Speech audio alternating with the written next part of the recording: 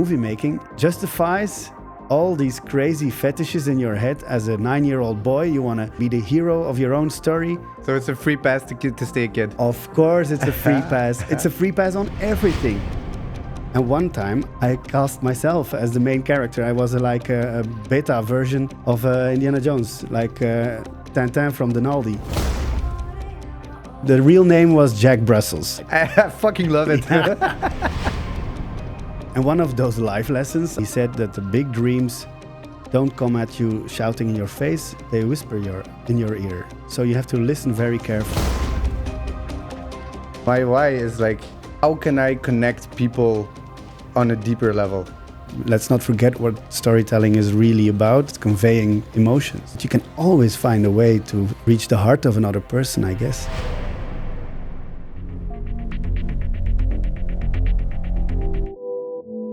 Niels. Hey, Xander. What up? Welcome. Thank you. So I prepared some questions with ChatGPT. And while I was doing a little bit of extra research on you, I discovered something funny. Now you make me uncomfortable, because ChatGPT knows things about me that I even don't know. I don't know. I think it was quite innocent. Okay. I guess it just like I think because it says like the references from where it got all the information. Yes. And it was just like your website and like Pornhub. My dark history. Being a male that I performer. didn't get. But it just said something funny about you wanting to go to the moon someday. Mm-hmm. What's up with that? Where did that come from? I thought it was funny. Like why did he catch on to that? Well, my my website, I think it's always silly to write a website. And of course, everybody writes the biography of themselves. And so did I, of course. But I thought, I'll write my own description in third form. Like somebody wiser and more intelligent than me can talk about Niels Sabbe, you know? Yeah. And I thought it was silly, so in the end I added, Niels is doing a lot of important projects, and he's even going to the moon one day. Like, just to add a silly caption on it. But I think ChatGPT read it, and... I think so too. It was really literally basic. It was a basic research. I can show you afterwards what he all wrote about you, but it was mainly just about your career. It was there was nothing personal. No personal in there. stuff. No.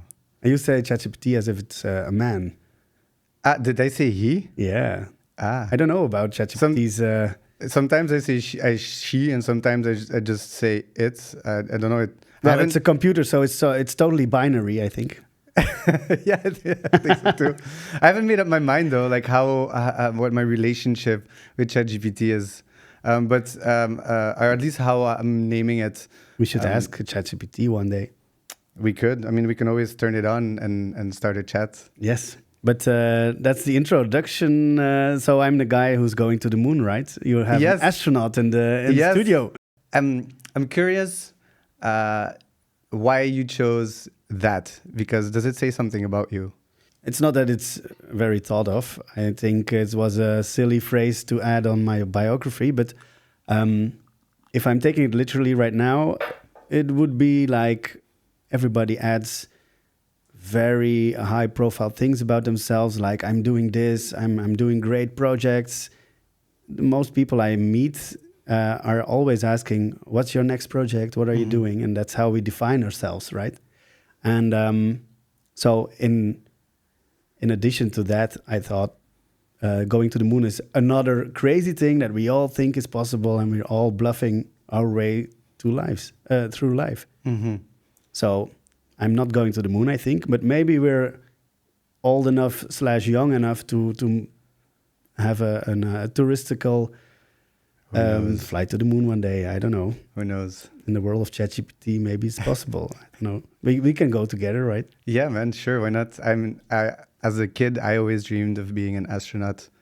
I don't know. I don't think it's a realistic goal. But also the reason I ask you is I think it's maybe interesting to see, like, you know, where it comes from. You know, like why do I want to be leaving the planet and exploring, you know, the universe at such a young age?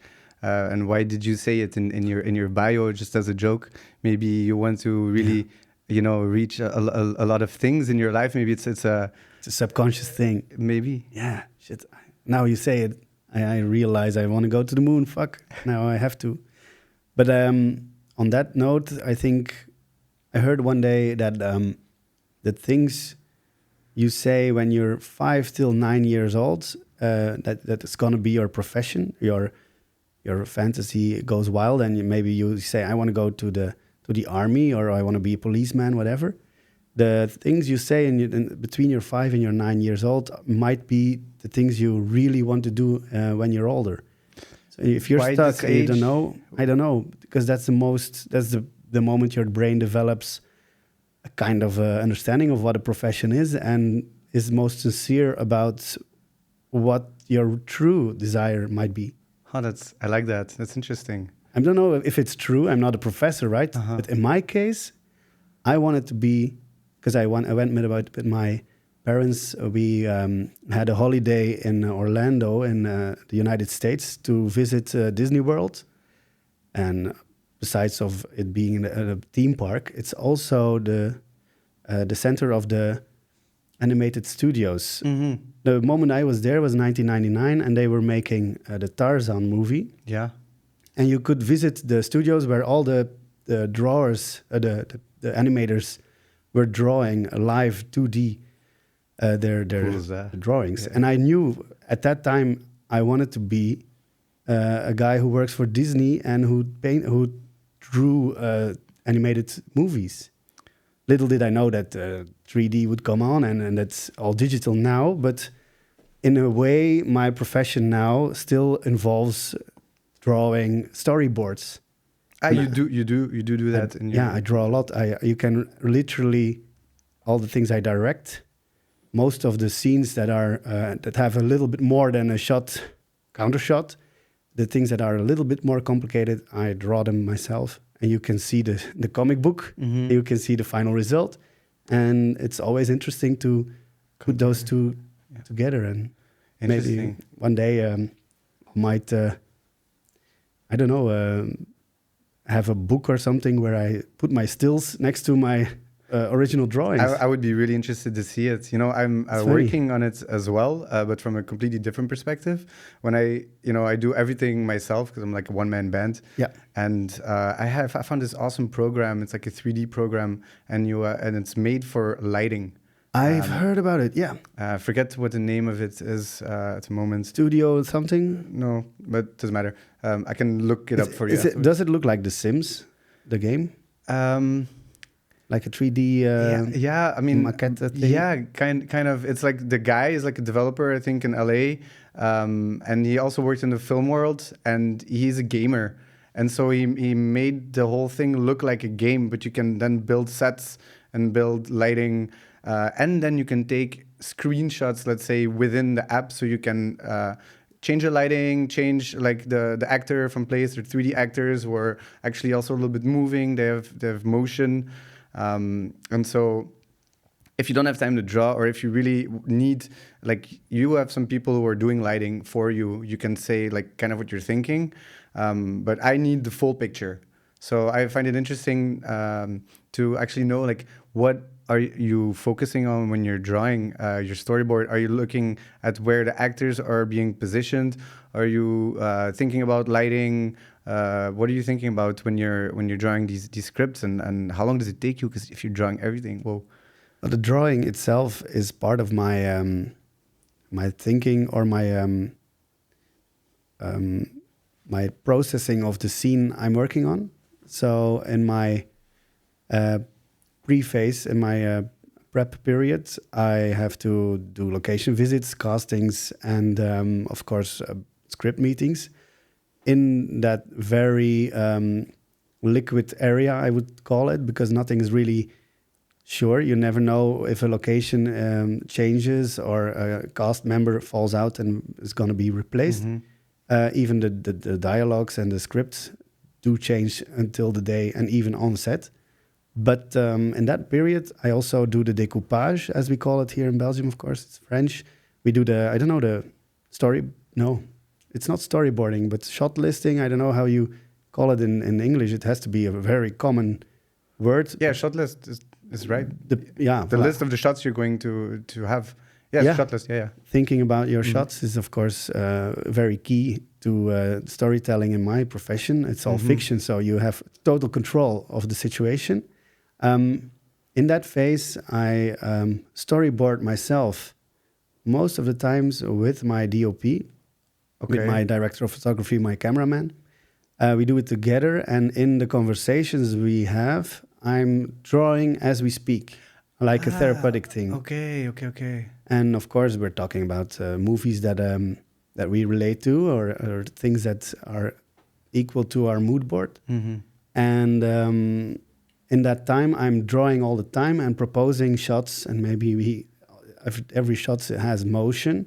So the close-up can be a wide shot if the character walks away from the lens.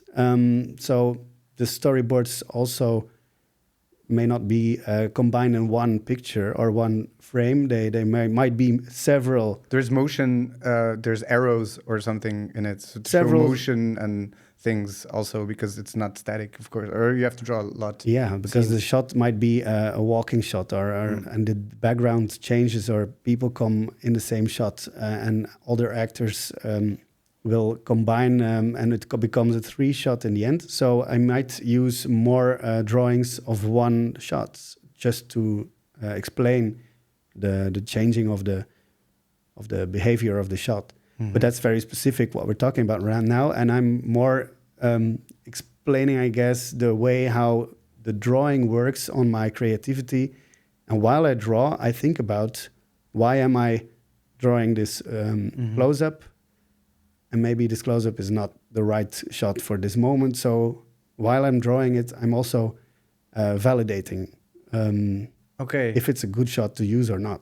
Okay, so seeing is not believing, but seeing is part of the process. It's taking form. Yeah, the drawing might not make it, but the drawing of it itself takes 20 seconds, 30 seconds. It's simplistic, and in that way, I don't know.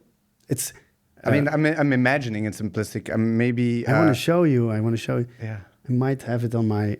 In my. Do you want me to grab your phone? Yeah, no, I have it. My drawings in my suitcase, I guess. Oh, can I take them? Yeah, of course. I would love to see them. Go for it. You found something? I found something. Not my original folder.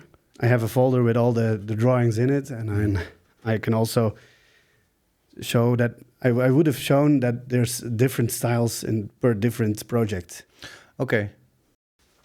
But this project is kind of a Mission Impossible flavored introduction of a comedian in Belgium, Xander De Rijke. He's a comedian, and he wanted his introduction in the live show to be a little short movie, about 8 minutes. And the short movie is the comedian himself in a world like Mission Impossible. Okay. Like, it has to be the mood boards and everything. It was Mission Impossible. We had a VFX team with Thomas, who was on the podcast before. Yes, I saw something. Yeah, Thomas from Visuals International. Picture. Cool. And those pictures, those drawings I have on me. But and that's maybe also interesting. The drawings are combined with AI generated pictures. Interesting. Because I was you got too my lazy. attention. I was too lazy to draw them all. But I have a complete storyboarded version of what I made. And let me see. Oh, of course. Well, what I'm here, this is what I have, but there's no drawing involved because I drew everything before in the preface. Yeah. By hand with a pencil. Okay. And later on, we went on location visits. And the location visits, I take the shots with my phone, with my DOP and people who are involved in the location hunt. And those people go in front of my phone, and we mimic the shots I drew And then based on that, I put it in my in my AI in the Midjourney. Yes. And Midjourney has some little extra information about it, and then I generate the shots. But you feed like specific people's faces to replace your reenactment that you're doing. That was the intention, yes, but it didn't work. Didn't work. Okay. So just for the viewer, I will post these images on the screen because it's not super. It's not so clear. No, it's not super. Or maybe it's kind of clear. Anyways, well, I will post them correctly, and then maybe I can, if you give me some of your sketches, then we can compare both. Yeah. But we started talking about what would you do when you're 5 till 9 years old. And yes, and this is the result. This is the exactly the result as it is now, and with the technology. But maybe we can take it back to when you were 5 to 9, and like what happened then? Like what did it mean for you drawing? Because I can remember the first time that I was always really creative, but I didn't know I was creative until someone told me I was creative. What age did that happen? I can tell you it happened when I was living in Switzerland, so before 12. Yeah. I cannot tell you which age, but I think it was more something 8 or 9 maybe, because it was in the beginning or somewhere in the middle when I was living in Switzerland. So somewhere around that age, and I had interesting. We had these pens with like vulling, what do you call it, like the Sharpies. I don't know if it was a brand, but like een dingenpen. Je noemt dat zo een vulpen. Een vulpen. Like we had the little like ink cartridges. Yeah. And so those I used to like build like some kind of catapult. Really? And then like I glue them together, but then like I would like put glue on the desk and then leave it overnight, and then I would get like these plates, I guess, and I would use those to start building. And then I made a little catapult, and then the teacher walked by and she's like, "Oh, that's so interesting. That's so creative. Wow." And she wasn't mad at all. She said you were creative. Yeah, and then she gave me like points. She was also the best teacher I ever had. Madame Ruep, I think was her name. Shout out. Yeah, shout out. She'll never hear it. Too bad, but amazing teacher. And I think she even gave me like, she made up some exercise, and then she gave me points for it. Whoa. To show me that I did something well. And like, that was when I knew that that maybe I had some creative skills. And so that's why I wanted to take it back, because that was your aha moment, maybe in Orlando in the studios. Well, my brain misled me, I guess, because I thought I wanted to be an actor for a long time. Okay. When I was that age, I thought I can be a comic book animator. Mm-hmm. Because I loved Suske and Wiske, and of course Belgium is a comic book based country. We have a heritage of Tintin and Kiekeboe, Jommeke, pardon. You name it. Yeah. So I thought that's my future. That's also what my main hobby was when I was 9 years old. Reading those stories, seeing the world through the eyes of Lambic and Sidonie. I mean, Suske and Wiske was my real mantra. It was my go-to place to know what's happening in the world. Funny if you think about it, because we had no iPhones or whatever. We had no internet. That was the place. The movies you saw and the comic books you read were the world you lived in. Yeah. So I thought I wanted to be a comic book artist, or I wanted to be an actor. So I was a huge Jean-Claude Van Damme fan. So I went to the judo, and I was very skinny and not so strong or intimidating at the time. But in my mind, I had a lot of fantasy, and I thought one day I might be the action hero I want to be right now. Funny side story now. Yeah. A good friend of mine, Frank, who went to film school with me. Mm-hmm. Frank had the same ambition, I guess, when he was 9. We didn't know each other at the time. But we both went to the film school in Brussels, where there were a lot of aspiring film students or aspiring filmmakers. And we were almost the only two guys who actually wanted to make action movies. And be like not so serious about the art form of film. I wanted to make an Indiana Jones movie one day. Would be the best thing that ever happened to me. While other students were thinking about Wong Kar-wai and Kubrick and all these people I haven't heard of when I was 18 years old. Now they're also heroes of mine, especially Kubrick and Wong Kar-wai, but that's a cliche, of course, if you're a filmmaker. At the time, I thought, no, I want to make Kickboxer 3, would be the greatest thing ever happened. Or Commando with Schwarzenegger. Those were the movies I loved that moment. But the thing is, I wasn't wrong. It's completely okay in a film school to think about those kind of popcorn ideas. Filmmakers Adil and Bilal in Belgium did make those things. They ended up directing, of course, the Bad Boys for Life, and Bad Boys. Next project is also a Bad Boys project, I think, in Hollywood with Jerry Bruckheimer, the Top Gun producer. That would be the dream.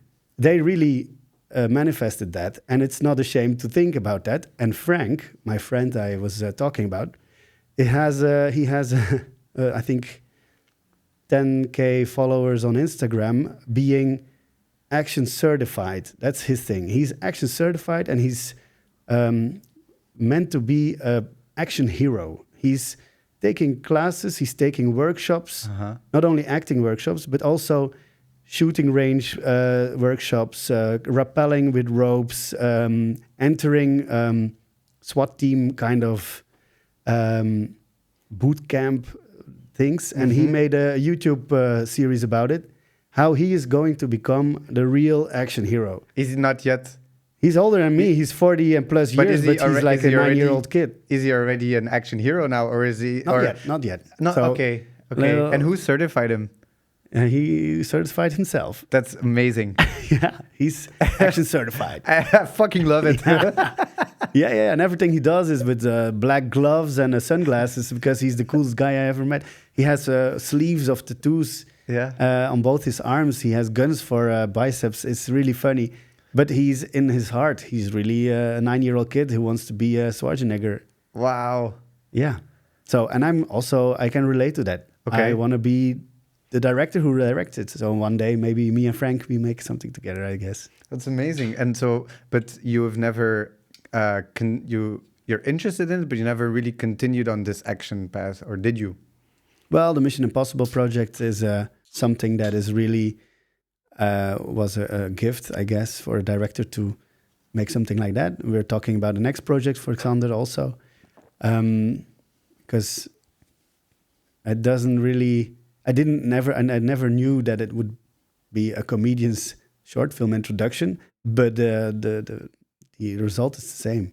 I mean, there's explosions, there's good laughs, there's one-liners, there's sunglasses and gunfights, That's awesome. So everything came together actually in this recent work of yours. In the end, it did, and I think it didn't came from falling from the sky. I told you I wanted to be the director of an Indiana Jones movie. So when I finished film school, I earned a little money with being an assistant on movies, and I didn't make that much money, but the money I had, I spent in making short films. But then I realized that short films didn't really generate work as a director, because if you send a short film to a producer, the producer can either say, I don't want to see it, fuck off, or it's great, I saw it, it's a good short movie. But they have no commercial interest in the short movie itself. It's not a commercial thing, it's more a showreel thing, a short film. Okay. It shows people I can make a movie. And then you gotta have a screenplay or something, a promise that you can monetize something else, a series or a film. So I changed my mindset, and I thought making these short films over a 7-period shooting time with my friends. 7 period? What do you mean, like 7 weeks or 7? 7 days, something. I did one short film that was 7 days, but it consumed my life, and I was out of work for the next half year because I had a breakdown, because that's another story. But the thing was, I had a lot of friends who wanted to be DOP or art director or a producer even. So if you find those friends in life who are at the same level or you are in a career, then you're not only the filmmaker who stands alone and wants to make movies. You have to find those other lone wolves that need somebody else because it's a group effort. And if you find these people, those new friends with same aspirations, you got yourself a crew. And then you can make fiction because there's a lot of actors who have time and they want to take a shot on being a main character or a villain or whatever. You can find those people and you can make your own short movie. But the short movies, as I said, was not really a commercial issue, or commercial plus. Mm-hmm. So I changed my mindset to pilot episodes, because a short film with a cliffhanger in the end is a pilot episode. Right. And you put in the same effort. You put in the actors, the script, whatever, but the script changes at the end of the first episode. And you only make one. You show it to the producers. Producers open their doors widely to at least see some proven content, of course. They do. They take time also from a nobody. Yeah. Or is it because you were already teaming up with some people from your school? Not really. Not really. I was just somebody who had something. I could mail them the Vimeo link and they would actually see something. And one time I made an Indiana Jones kind of pilot series where I I cast myself as the main character. I was like a beta version of Indiana Jones, like Tintin from Denaldi, actually. It's Tintin from the Aldi. That's the description, because the real name was Jack Brussels. I was Jack Brussels, the investigator of everything. It's most of the producers thought it was a child series, but actually I took myself very serious. But when you see it again, I hid it from the internet because it's kind of silly too.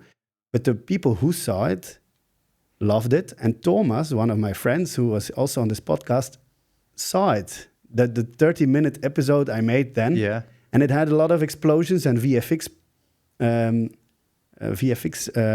scenes in it, with a Napoleon fort a fort. I don't know what the real name is, but like a castle who collapsed, an evil witch, blood everywhere, fight scenes, all you want. It was more like exercise, a directorial exercise, than it was a really good script. It made no sense. It was just one show reel. And after that, producers didn't really know what to do with it. So it was never made. But Thomas called me and said, did you know the Jack Brussels thing? I really loved it. We have this new thing that has to be kind of a Mission Impossible short film. You can do it. I saw it. So here's the job. And that's how you make something out of your heart. You think it's silly and maybe it has no future. It's been 7 years since then. I thought it was just dead, drop dead on the floor. And then out of a sudden, this opportunity comes. And so he was working with Xander De Rijke and got you involved based on a passion project you made a few years ago, just because you thought it was cool. Yeah, because I thought it was cool. Awesome. And that's because Thomas has a VFX company, of course. Yes. And that's the first time I was in a meeting with producers, Thomas being one of the producers, where everything was possible, because the producers were also the VFX guys. So they said, you want a helicopter? We got a helicopter for you. Did they really they got it? No, they painted it. They painted it's a VFX helicopter, of course. All the wide shots were drone shots, and we painted in the helicopters and the crash with the helicopter and everything. We did shoot helicopter interior shots with the green screen, but the exteriors from a flying helicopter that explodes. Yeah, of course, they made it. It's a great production company.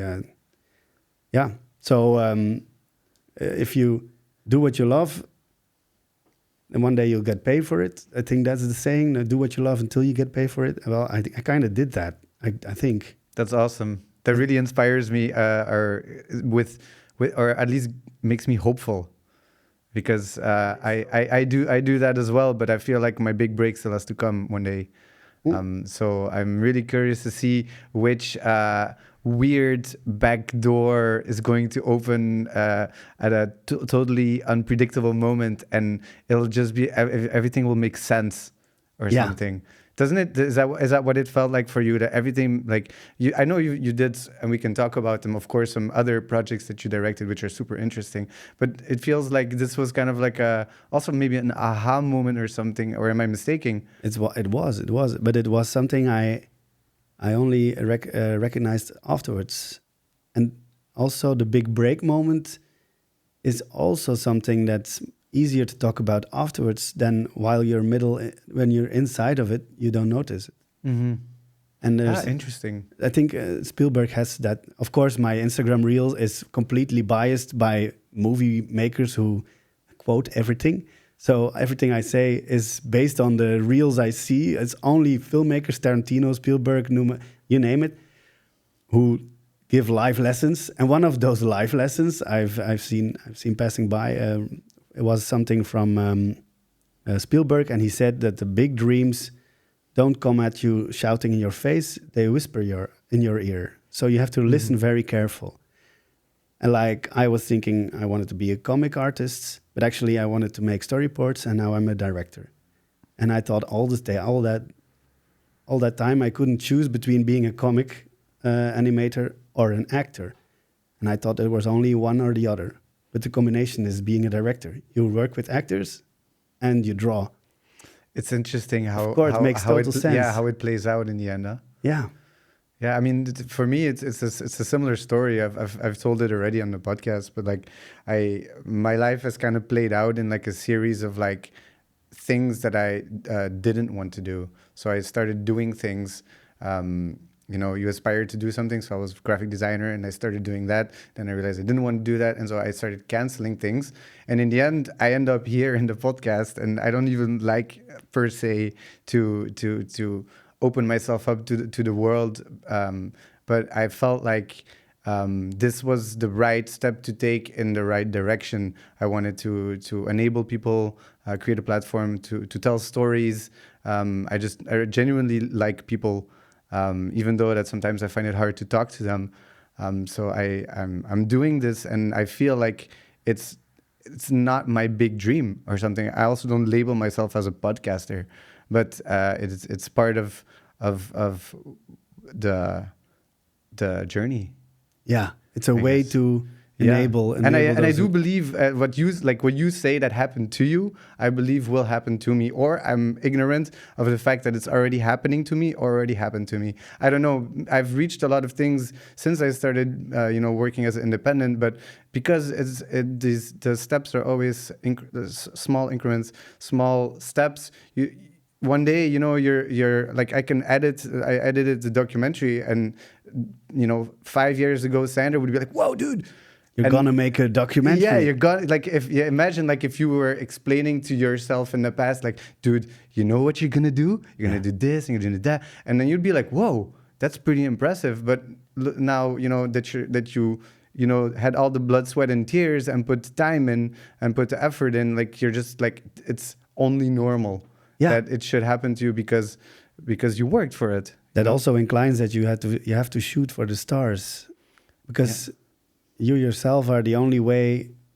You are your own enemy in that future thinking, I guess. If you think as a kid that's 9 years old that one day you're gonna work for Disney and paint Tarzan-esque figures, well, that's not gonna happen. But the way you think enables a broader future where everything is possible. And I'm not working for Disney at the moment. Mm-hmm. But I am directing exploding helicopters. So my inner child of 9 years old is very happy at the moment. Yes, that's amazing. That's the same. So you have to shoot for the stars.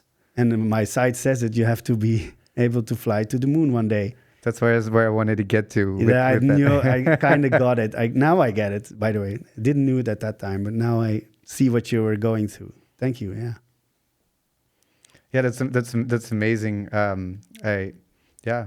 To hear your story, and to see that it's, I watch a lot of inspirational videos, and they all say the same: shoot for the stars, and it's a mindset, and and you have so many people who do mindset talks, and I do follow those, but there is also a lesson, I think, in patience, and you have to, like, that is that mindset, I guess, is that you have to be able to fail. And just to keep believe. And I think above all, what you say is that 9-year-old boy inside is just wants to have fun. Yeah. And I think if anything, that is what you should hold on to, because before you know it, life is over. And then what did you do? And you can say, I had fun. You had fun.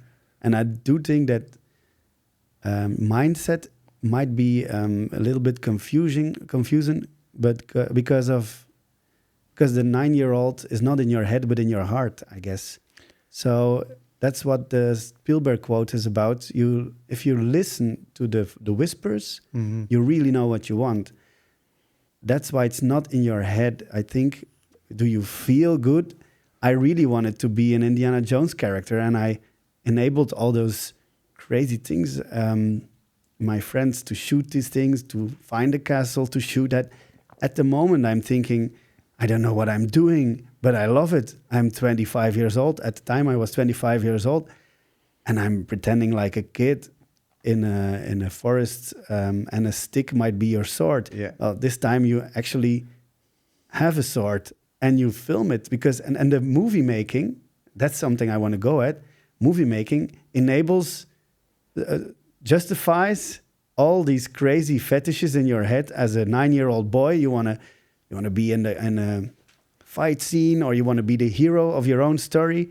Well, if you film it, people accept that you're standing there with a fake sword in a fake environment. So it's a free pass to stay a kid. Of course, it's a free pass. It's a free pass on everything. Because if I go to a festival and I don't have a ticket, but I do have a cameraman with a camera on his shoulder filming me, I can walk straight to the door with no ticket, because people let you do it. Filmmaking, or that kind of audiovisual insights, get your stuff done. It's so true. Like, and people are like awed or something by it all. Yeah. Oh, it's for a movie. Oh, it's for a documentary. Of course, get in.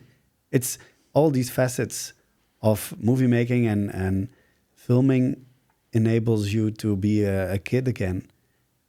And it's in front of the camera, but also behind the camera.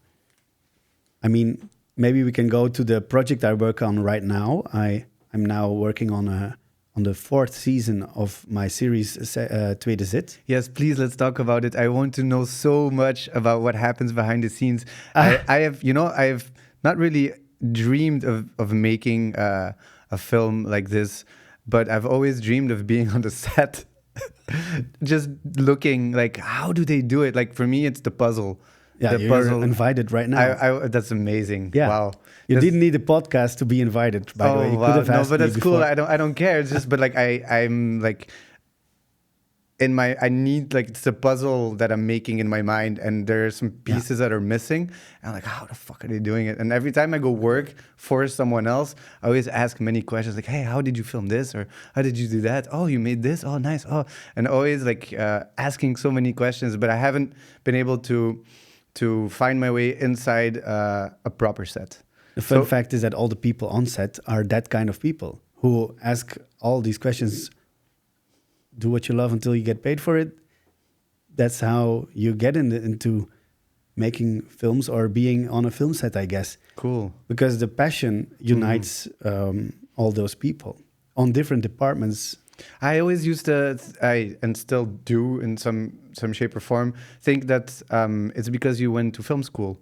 And that you know the people and you have the connections. And then when you don't have the connections, you can be as passionate as you want. And if I were to send you, like, randomly look you up and send you a mail, I'm like, dude, I'm super passionate. I just want to come look. You'd be like, who's this guy? Of course.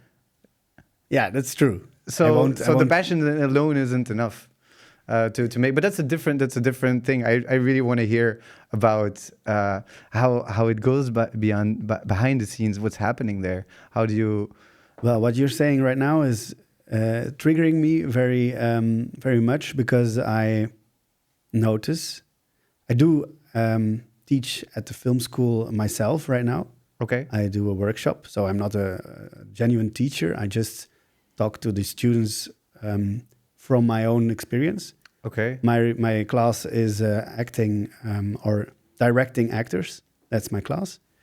But what I do see in the film industry are two types of people: people who went to film school and people who didn't. Mm-hmm. And now is the fun fact about it is that people who didn't go to film school think they missed out on a lot of knowledge and a lot of insights that you gotta have to make movies. Mm-hmm. And I'll be very Werner Herzog about this. You don't need film school. Of course you don't need film school. Film school is a joke. I mean, I needed film school to change from a young guy with no opinion at all and just dreams to an opinionated person who was more disappointed than inspired at film school. But because of the disappointments, I got stronger and I got more insights on what my point of view would be in a film environment or as a person myself. Mm-hmm. Because I studied being a director. My degree is a film directing. Okay, I didn't even know that was a direction. Cool. I am a master at film. It sounds very good, but it sounds amazing. There's a lot of other it. masters at film who are not making movies, and that's a shame, I guess. So it's not a guarantee that you're gonna be successful in the first place. But the film school I went to was the Ritz. The Ritz is very famous in Belgium. There are 3 main film schools that dominate, I guess, the current film sector in Belgium and Flanders, because the language border is a border in film media also. It's a shame because the Flemish work much closer with Dutch, and the Walloons and the Brussels people work very close to the French border with the French people. But now I'm deviating because at film school, you learn a lot about yourself, but the how do I call it? The real knowledge about lenses, filmmakers, film history, and all those things. I think YouTube might be the best film school you can ever imagine. And all the things I learned from watching other movies. And I'm not saying these things as if that's a secret. It's very known that you should watch movies. It's kind of like vanzelfsprekend. How do I say vanzelfsprekend?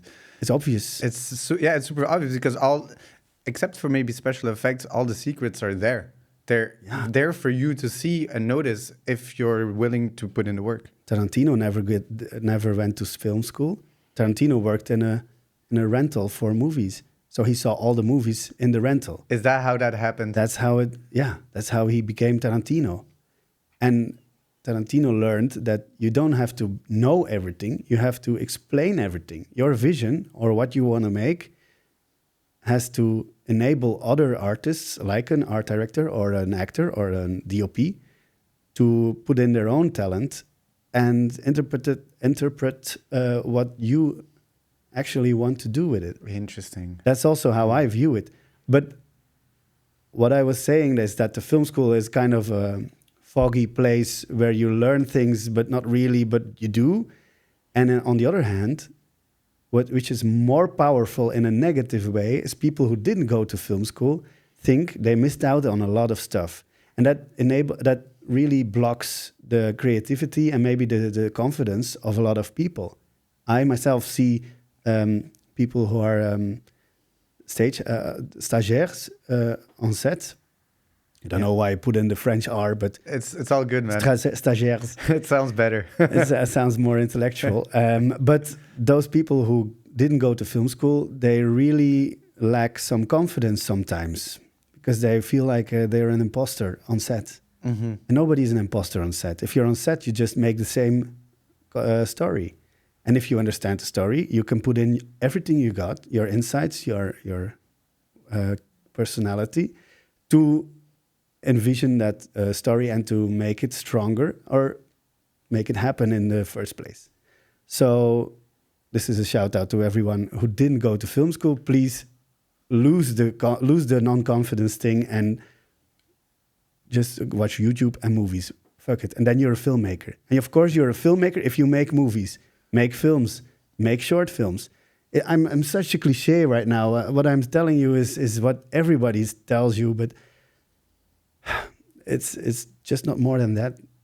You become better when you make stuff. That's how I got confidence in this profession. Not because I had a degree of being a master film.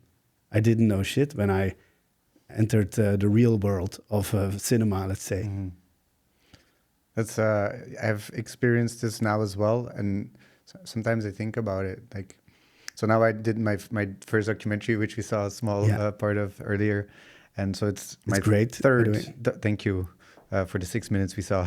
It was my third project, and all I can say is that I'm surprising my 2 years ago Xander, who just couldn't figure out like how to make it, and then I just started doing again what I know to do best in order to evolve, which is just do. Stop thinking, just do.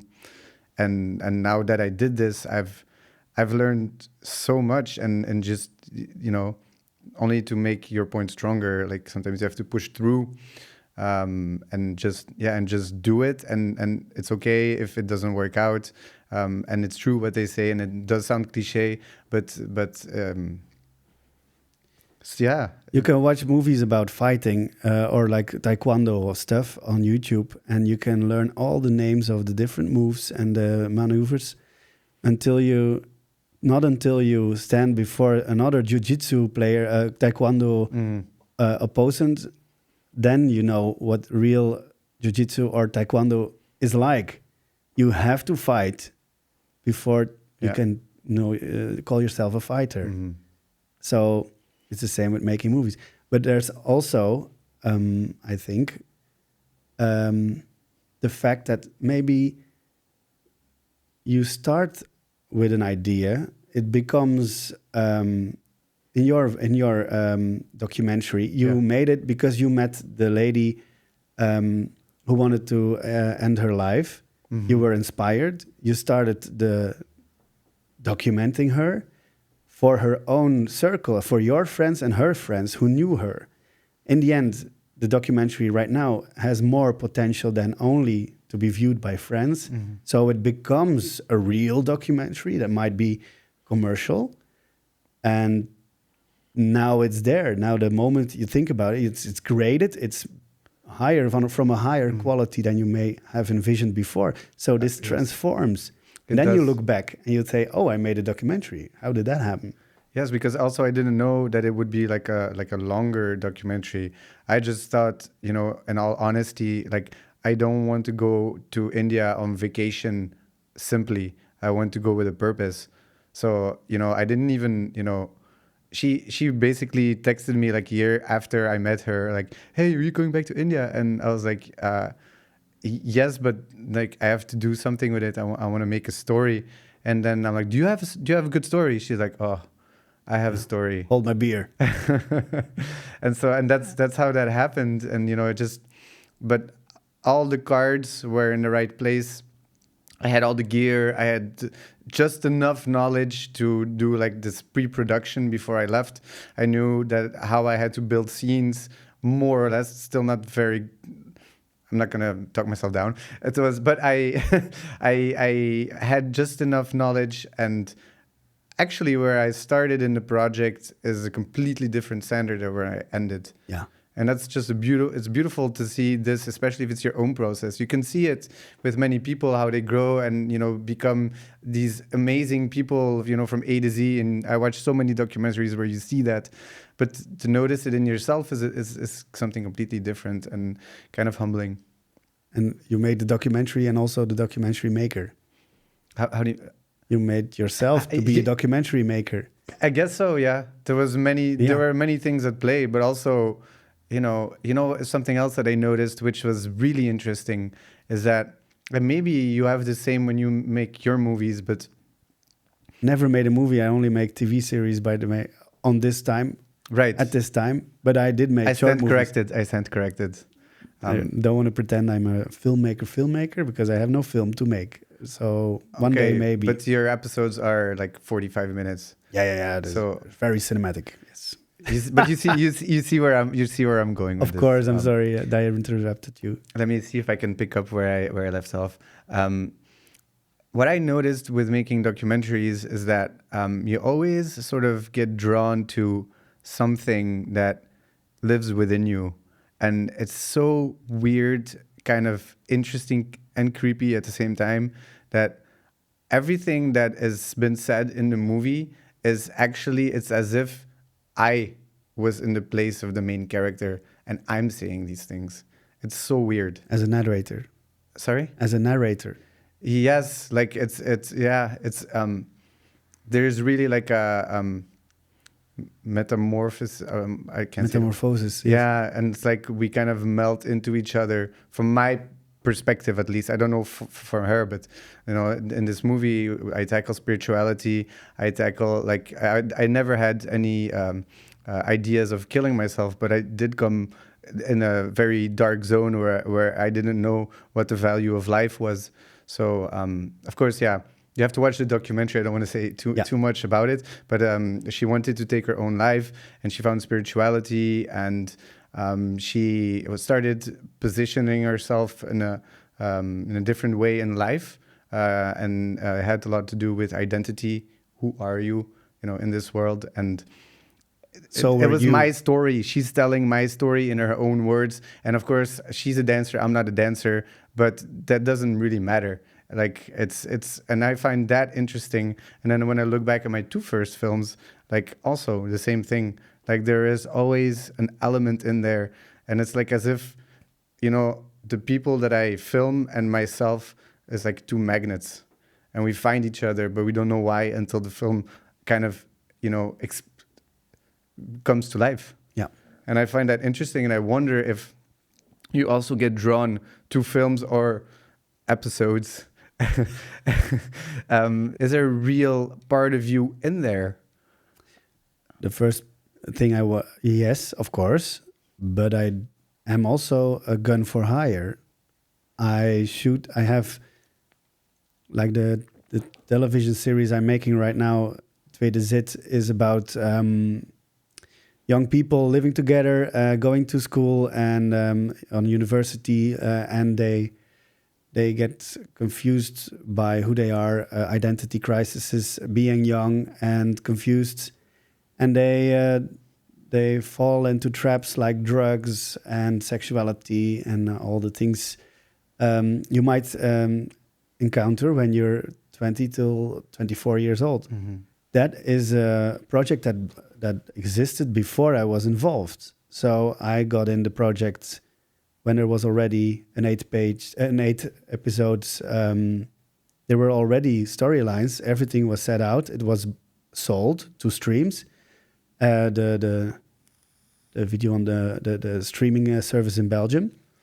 And then I come in. So you would say I had everything in my hands to just perform out. I had to film that, mm-hmm. direct it, and then comes in what directing really means, and that's of course that's interpreting what's in the script.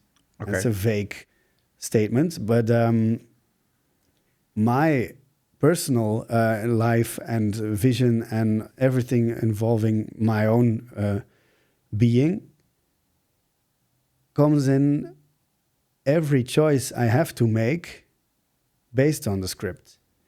So if the script starts with a sentence like, "The party starts," that's a sentence that might be in a script for mm-hmm. teenagers who live their life in a university. Well, "the party starts" might be in every way you can interpret it. What kind of party? How many people at the party? Is it a party in a basement? Is it a party on a rooftop? Is the party full of people in glitter? Or is it a fluo party? Or is it a Berlin-esque, mm-hmm. dirty, sticky floor thing? You, as a director, choose what party that would be. And how do you envision that? Is it a shot that travels on the back of the character and you travel inside between the dancing people? Or do I shoot all different takes of the dancing people and maybe in slow-mo shots and I edit them all together? And what kind of song am I going to use? Is it a techno song or is it more a Goa? You choose it. And then we have lighting and everything. And also casting. Who is inside of the frame and what are they wearing? So all these questions have to be answered, and that's my job. I answer every question there is about the script.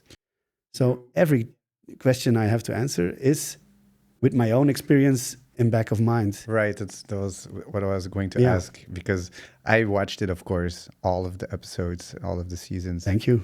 I was interested, so I'm not going to say you're welcome. I did it purely for my pleasure. Okay, great. That's a compliment. And I find it, interesting because I could relate. When I was studying in Brussels, but I did go a few times to party in Leuven, and like it brought me back. Yeah. But also it was interesting because you're working with the topics of today, like the landscape changed a little bit. A lot of woke identity and woke themes. It's very different. It seemed like there were more taboo things or something when I was younger, or maybe it was just the friends I hung around with. I don't know. But there was like, I saw you knew music. If you say that you were the one making the choices in the music, then you know music, and you like it felt very branded of Leuven or of Belgian culture, music culture. I really appreciated that. Thank you. But it's very specific to get a compliment on the music, because I'm very fond of the music, and that's because of the composer is Brent van Este. He is also the frontman of Steak, a very famous metal band in Belgium. And he's I'm going to translate this in English. He's a creative caterpillar. he has the same success on being a metal artist. Let's say, I don't know his real genre. Is it dark metal or stoner rock? I don't know. Steak is a very good band. That's all I have to say about it. I was a fan before. Mm-hmm. He got involved in the project. But he has the same success in metal as he has in techno, because he's also a techno DJ. And he has a lot of projects under his own name, on their brand. But also Klakmatrak is very famous in Belgium. Okay.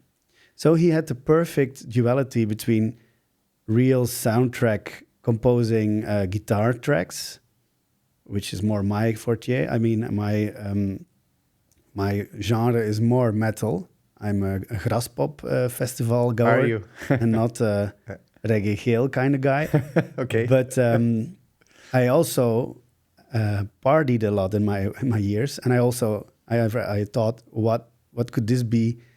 Everybody said you party too much. It's not healthy, and it has no use. Well, fun fact: I make a series about being a party animal or having parties. So it really turned out to be a plus. But plus, so techno music is really has been a part of my life for the last 15 years, I guess. And then there's this person like Brent who combines the two, and that's the vision on the series we made. Like the soundtrack is metal, but I say metal, I really mean more like a electric guitar-based themes. And on the other hand, he can also translate the electric guitar themes to techno themes. And the theme song of one character, there's 6 characters in total, you might recognize the theme song in the techno song that plays in the party where the character is at the moment is dancing. And all these layers we put in the soundtrack makes this belly of emotion that drives through all the scenes. And I'm very, very proud of that. Wow. Yeah. Okay. Yeah. I love that answer. Yeah. Love it. Shout out to Brent. Nice. Oh wow! I always wondered what it was like to work with a music composer. I actually had per accident something incredible, slide into my lap. So in this documentary that I'm making, I have chosen a few songs, and I always thought it would be in a private space. So I just chose whatever the fuck I liked. With No rights no involved. limits, no rights and no limits. Like I just went on YouTube, took whatever I wanted, and like this is my film. And because it's a spiritual film, like I used some Indian sounding spiritual music, which really is liked it. thank you, which is not very popular. So I already knew that maybe there would be a chance that I could use it. Turns out that the main actress in the film, she is working with me, and she contacted all the people that I use the songs to ask if we can use the music. And one guy answered, and by accident, I wouldn't take her because she just went to the toilet. Monkey is the cat who visits us. Oh, she's so dirty. She's a dirty cat. Yeah. Oh wait, I'm gonna have to clean her up. Fuck. Yeah, I just the cat was disrupting us for a minute there. What I wanted to say that I thought was really cool is that in the end, we got into contact with one of the guys who produced the music, and I had chosen I think I've been told 10 tracks, and 7 of them were from him. Okay. And he basically didn't have a good relationship with his publisher. So he offered for free to remake all the music, but in a different tone. So that it was no rights on it. And he would change some things, pitch it up, slow it down, speed it up just a little bit. It sounded like the original. It was an idea of the original, but there wouldn't be any rights.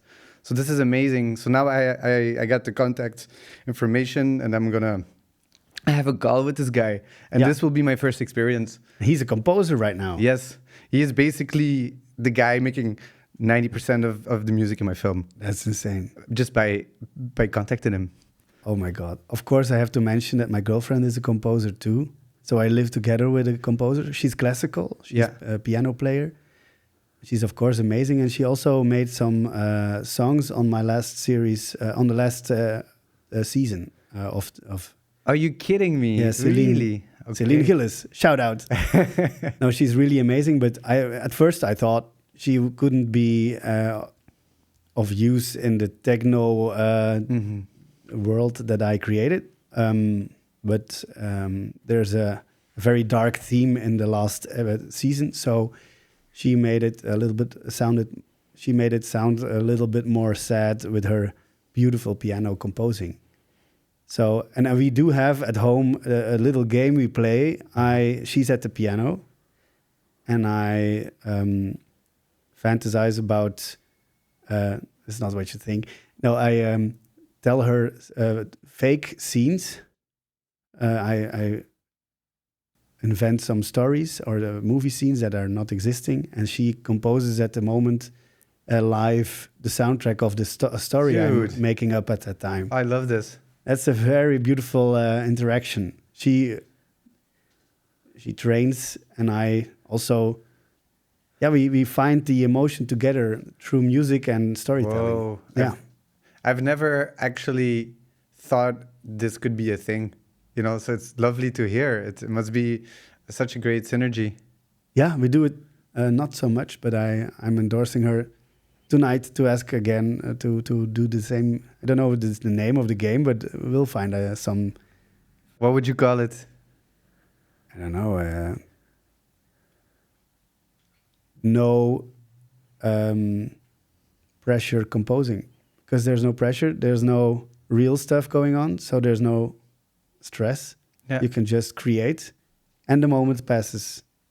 So play from the heart, basically. Yeah, because everything she makes, she wants to record it because it's so she wouldn't forget what she made when she was in the moment. But in that particular game, it doesn't matter. If it's beautiful, then it was beautiful, and the moment passes. And that's a nice way of thinking about it. And I experience this often in my documentaries, that I feel removed from actually what is happening because I'm filming. There's always something in between me and the moment. You have and to, so it's a question that I think about a lot.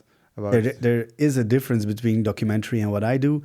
I I decide all the things that happen inside of the frame, and you have no control about it. So you have to.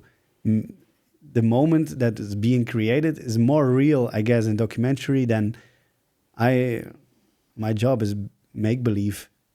You know, this is actually a question I had for you, because and I don't know how I want to formulate it, but you say it's more real. But when you think about storytelling and in general, like what it is and the structures of it, like people just, if you have a good storyline, you know, people want to follow and are interested and they feel things. But if it's real or unreal, does it really matter? You know, of course, you're framing it in a certain way. So you have to, if you're saying it's real, it has to be real.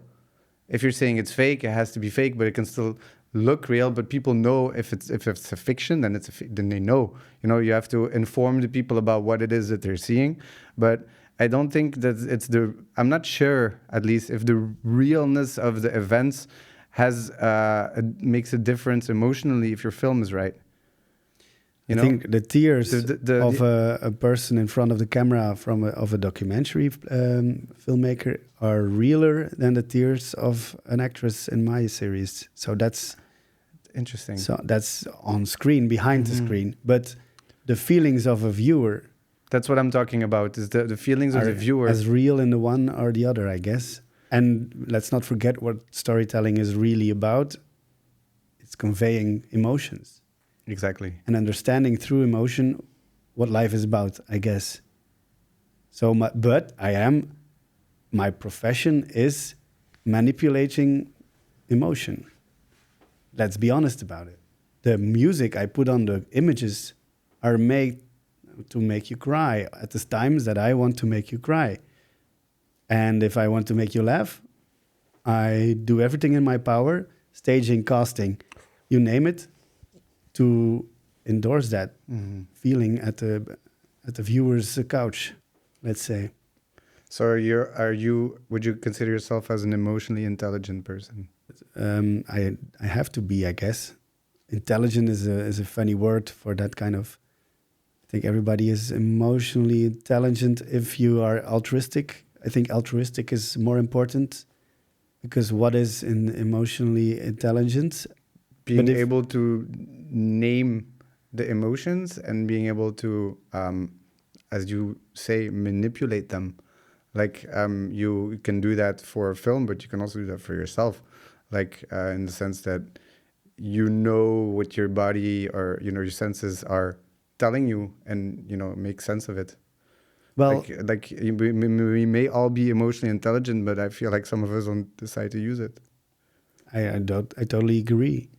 There is a 360 view on that, because emotionally intelligent is a facet you have to master, but not only on set, on the images you make and the staging of a scene. If it's a sad scene, you have to do everything in your power to make it look sad in art directing or framing, you name it. Mm-hmm. But on the other hand, I have to convey, I have to find a sweet spot with my actors. And that's also what I'm teaching about, is to find a connection as a director with your actor, and to find an emotional platform where you both understand what you're trying to convey to the audience. And I need emotion intelligence to convey that. If I can't understand what the real emotion is that the character is having, then the actor has no clue about what I really want to say about it. And on the other hand, my approach to that, how I communicate what I actually want from that character and that actor, has also a strategy behind it. How do I respectfully ask an actress to cry in front of the camera? Not one time, but every take again and again. That has a profession to it. And that's where I need my altruistic point of view. On the other hand, I also have to know what the effect is of that particular shot to the audience, who also has to be triggered in an emotional way. So I have to think about the audience, and I have to think about the approach to the actor, and I have to think about the staging in general, which is kind of the same as the audience. So there's so many aspects in which human behavior is the key factor. And I think that's something you don't learn at film school. That's something you don't learn on YouTube. That's only something you have inside of you, and you can enable that. You can unlock that tool by doing it. And that's why the one director works in another manner than the other. But how does one become altruistic? By meeting people. It's very simple. And the more people you meet, the more people you speak to, the more different kind of diverse kind of people you see, open up your view of human and behavior. Would you say that traveling helps in that? I really recommend traveling for that. But I also recommend traveling in your own city. I learned a lot about human behavior living in Brussels. I lived there 11 years. And if you go to the bars where all your friends go and you don't differentiate the places you go to, then you're stuck in your own bubble.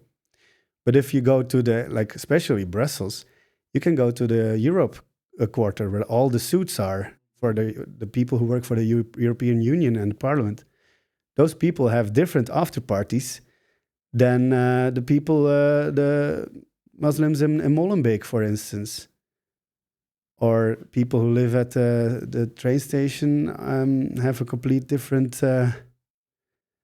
way of thinking, of course, for obvious reasons. I mean, all those different people, I don't have to travel to Thailand to know things that I can't learn in Brussels Center. And that's also something you have to get out of your comfort zone. Sometimes people live in Antwerp.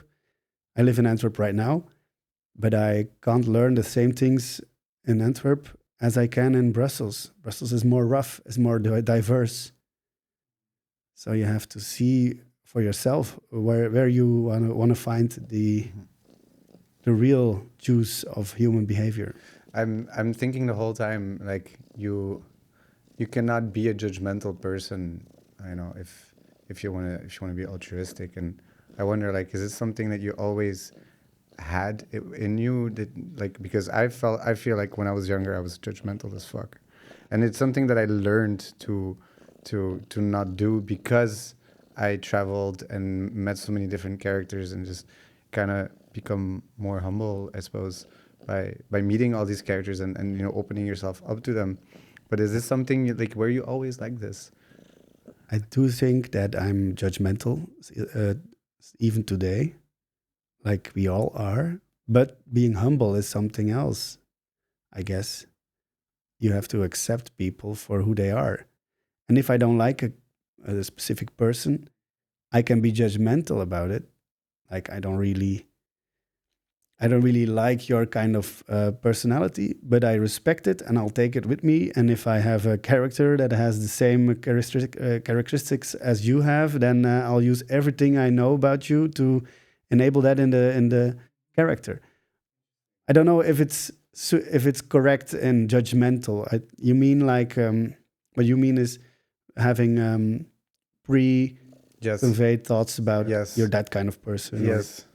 You know, as a stupid example is like you use Thailand. So I'm going there soon, but I never went. And like I already have a even though I consider myself as being open person, like I have a very weird but clear idea of what to expect, and it's based on the images that I saw, which are mostly commercial images of beautiful beaches and some crazy party street in Patong or whatever, and ping pong girls, you know, and it's very limited actually, and I know from experience that when I go to a new country, every time the image I had gets like, you know, exploded with all new information. It's completely wrong, but if you don't go, you don't know.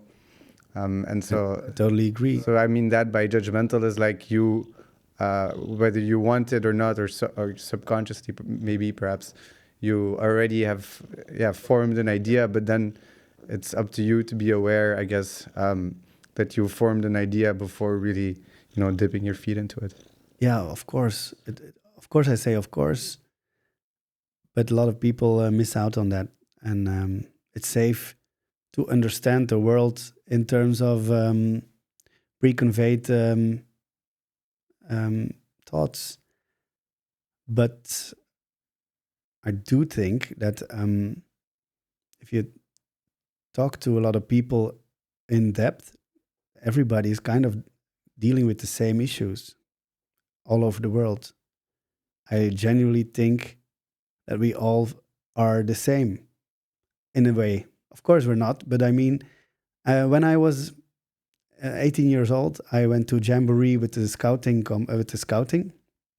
So I was a scout, and the Jamboree is the world scout event where everybody goes on camp. It's a World Scouts Day. A World Scouts week, 3 weeks, I guess. Oh, okay. Never heard of it, but okay, cool. In scouting, it's very famous. The Jamboree, it's like, I think 20,000 people join it. Maybe I do think it's like a festival mainly, but everybody camps there, and all the countries and the whole world come together. It's very fairy tale-ish. Is it Tomorrowland-esque? It's Tomorrowland avant la lettre with less entertaining and more genuine. With a team more building maybe ish, because you're like, aren't you building stuff together also? Yes, it's like conveying a better world, if you might, but in the end it's just a lot of young people 18 years old not taking drugs, drinking a lot. On the opposite, you're just playing games to each other, you talk to each other, you learn about different cultures and all these happy joy feelings, but it does make sense. It's one of the most beautiful things I ever did. And you're with a group, like the whole Belgian crew, I'm talking about the scouting, you're put in a group where you know nobody. Mm-hmm. So you're in small groups of 20 people, 20 Belgian people you never met. Then you go on camp throughout the year. So you learn these 20 people by heart. And somebody is from the other side of the country, and it doesn't really matter. And you learn, so I'm a guy from the coast, and this friend I made just now from Limburg has the same issues I have, being a young man and want some direction in the world, and is in love, and you name it. So we're kind of the same. And guess what? With those 20 people and all those little groups of 20 people, you join the great Jamboree in summer, where there's also a Chilean, like people from Chile, people from Mexico, people from, you name it, Saudi Arabia and Thailand even. All these people come together in groups of 20, and you're on all different areas on a large festival terrain. And they create these little world-sized campsites. You with your 20 people might camp right next to the Americans, who are with 20 people, right next to the Mexicans. I love the idea already. And there's all these, how do you say it? Yeah, like little world maps, mm-hmm, where everybody lives together, and you can join dinner with, like one evening you go to the Egyptian campsite, you eat with the Egyptians, and you talk.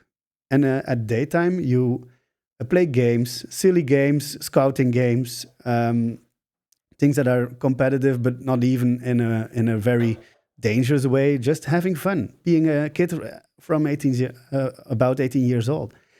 That time I was 18 years old, and at that time I learned, like, this guy from Limburg is also having the same issues I have. And then you join the World Jamboree, and the guy from Egypt has the same issues as the guy from Limburg as I have.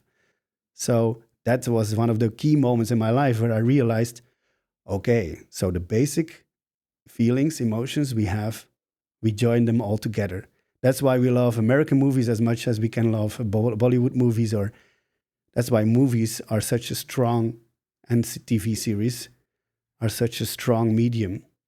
But in the end, we can relate even to Finding Nemo, to a fish feelings, who has human feelings, of course. We relate to other humans because we actually feel same kind of Can you name battles. The main things, the main connectors, the main themes that connect us all? When? Can you name like a few? What are the big ones? Yeah. Like what did you discover? Like there's no mystery to that. It's all the cliches you can find. Being in love, not knowing who you are, not knowing what you're going to be later, grief, family, friendship, all those things. The main themes in life. That's also something they say about wartime. If there's war, people are not genuinely interested in destroying another person's life. They are genuinely interested in protecting their own families and lives. But if everybody's protecting their own life and their own family, of course, in the end, you start fighting each other. But we're not interested in destroying someone else, or that's not, in the main case, the genuine, the logical start point. So we all want to protect our families. And if you know that, and then you become humble and you become understanding of other people's different backgrounds. But you can always find a way to reach the heart of another person, I guess. Like that. It all of a sudden it reminded me something that I did, which was how I became eclectic in music. Okay. And it kind of goes in the same direction, and it's like, for example, I don't like Schlagermuziek. Yeah. But why? Why don't I like Schlagermuziek? Like I have some styles of music I like naturally, and some styles because of either how I was brought up or my environment. I'm like, no, this is stupid. For example, I think the cat makes the noises inside of your microphone, and I might imagine that it's maybe weird for audience. Okay. Well, I don't know. No, it's good that you say it. Well, this she's very sick, and these are the last few days of her life, and so I'm going to give it to her. So sorry for the purring. Then people know what maybe the weird. It's good that you say it. Yeah. It's good that you say it. I wasn't aware of it because she's always sitting on my shoulder. But like this, I'm going to give her exactly what she wants, and if she wants to come and purr on my shoulder, that will be it. So I won't apologize for it, but like this, everyone knows. Now you know the monkey, the cat is named Monkey. Yeah. And she's on your shoulder right now. Yes. It's beautiful. Thank you. But I was interrupting. Sorry. It's okay. Where I wanted to go to is that I asked myself the question at some point, like, yeah, why don't I like a certain style of music, and more importantly, what can I do to like it? You like forcing yourself to like songs you didn't. Yes. And so I try to ask when you ask that question, ultimately you come to the conclusion that, there are a bunch of people who do like it. What do they like about it? And try to feel it as they feel it.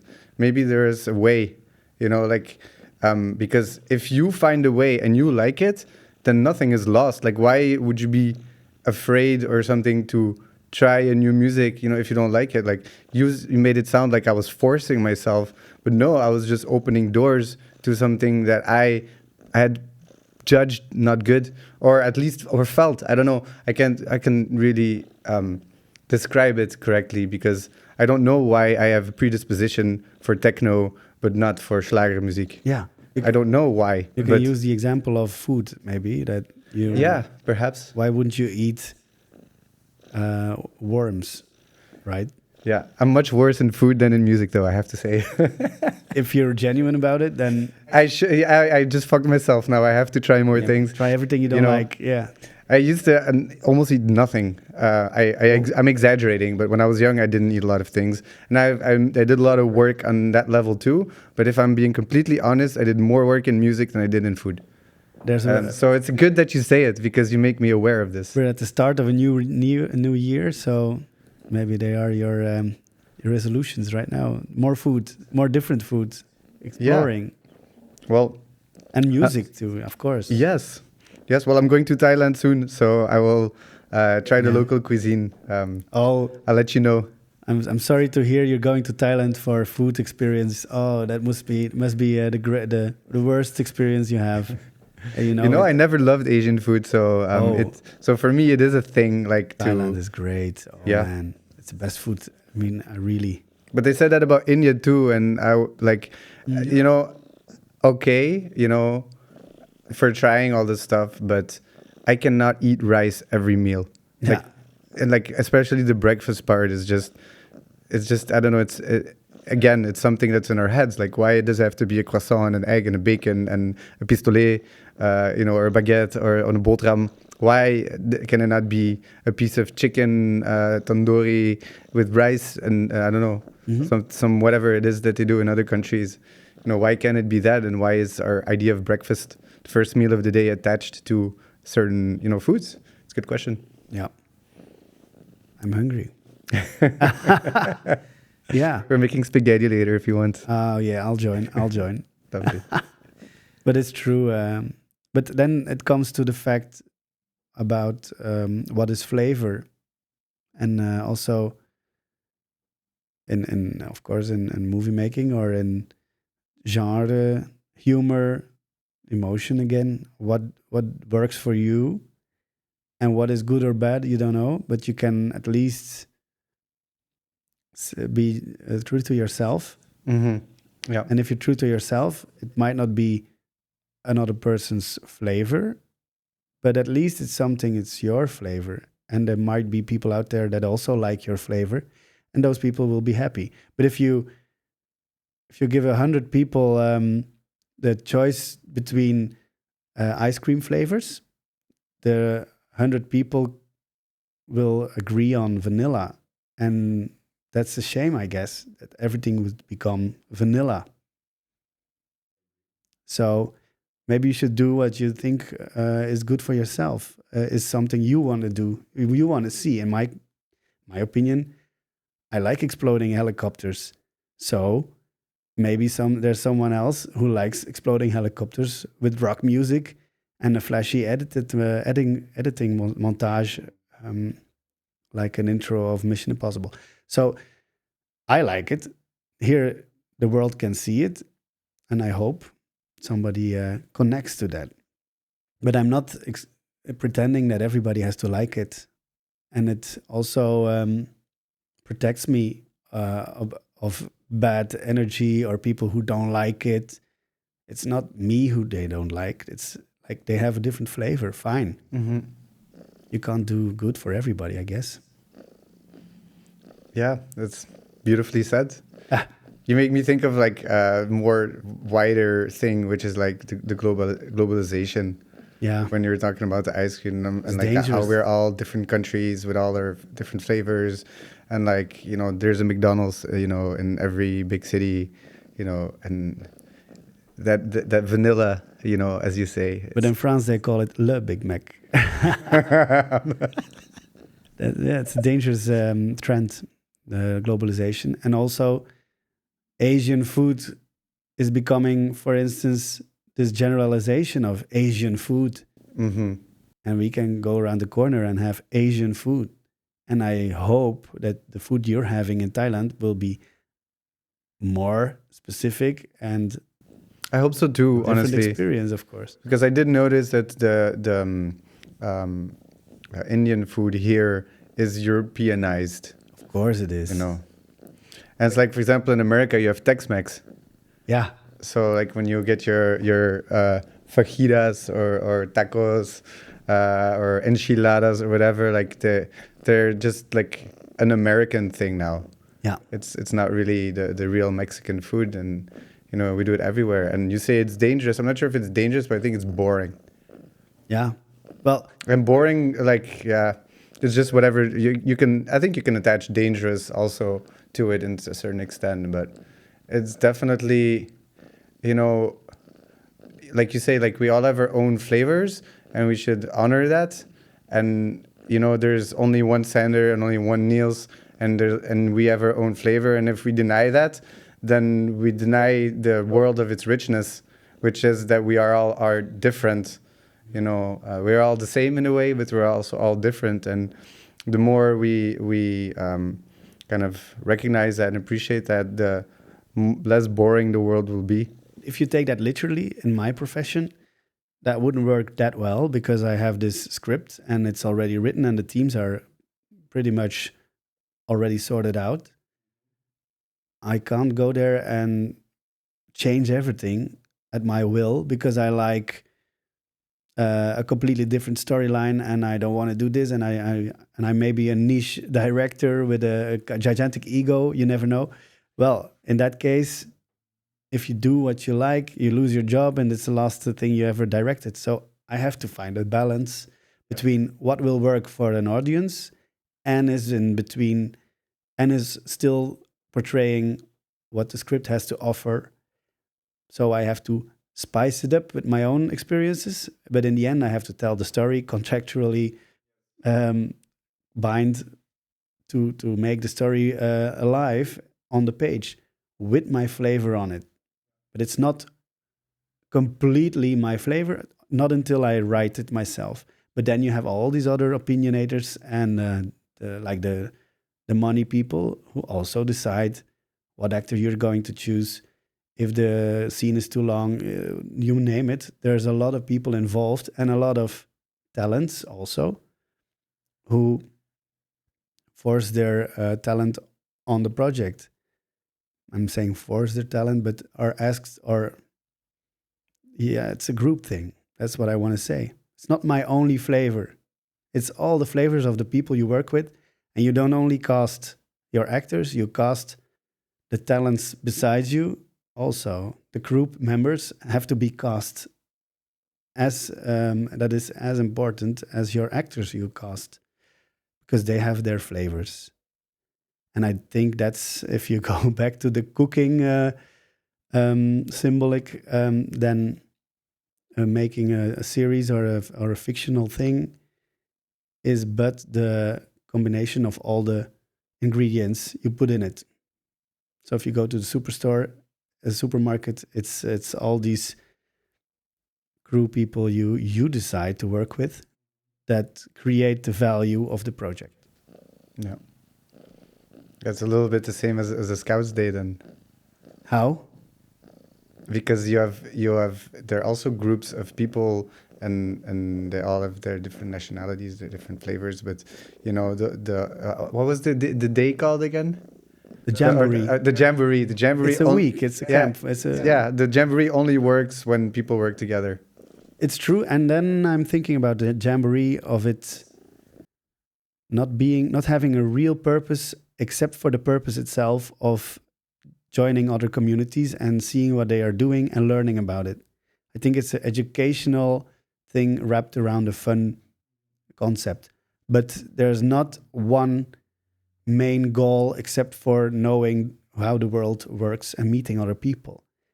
But the beautiful thing about making fiction is, I guess, that you do work with a one goal and purpose, and it's making this script alive and hoping people will enable their feelings onto your project.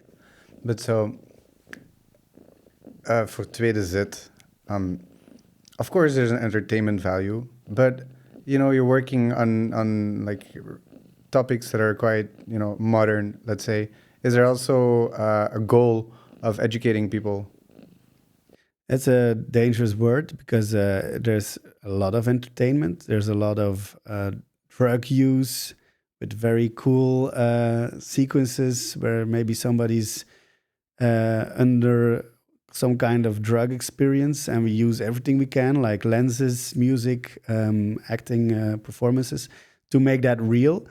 But the word education is not really as important as it is responsibility. We do take the responsibility to show that the drugs they use in the series might get you high and have a great experience, but we also show the downside of it, and it might get you really deep, even so deep that you can't get out of it. And we show both of those things. I hope it conveys to the audience, but that's more or less our point of view on it. So education, no, it's not education. It's entertainment in the first place. Mm-hmm. But you're taking some responsibility, you said, and I like that. I feel like you have if you are, you're the older guy because you're doing it about students and you went through it yourself, but you're showing like in a fair way, like. Well, I do, but also my producers and the writers. They're not my producers. The producers, the team I make this with, take responsibility. I like that. I like that a lot. Yeah. In the world of today, you have to. And also, if you don't do it, you get cancelled, of course, and you're not relevant. And people smell irrelevance from a mile away. But on the other hand, everybody's on TikTok, and then maybe this is not really true then, actually. If you take TikTok, for instance, where people just blindlessly look into the sun without sunglasses, hurting their brain with sheer entertainment. So I might be wrong on that issue because of things like Instagram Reels and TikTok, but the movie making or the film series we do have to be responsible. How do you see that evolving in the future? For you personally or in general? I do think, just mentioning the TikTok trends we're on, I think it's also a dangerous way of dealing with content. If entertainment is the sole purpose, in the end, we're just being... our attention is just distracted from the real stuff. In the end, you can sit on your couch and watch TikTok Reels all day. But the reality of it is you didn't live that day.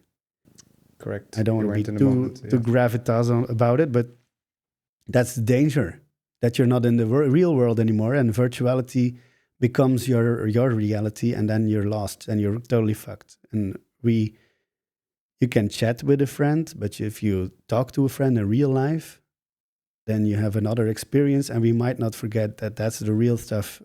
We might not forget, or we cannot lose that. I agree.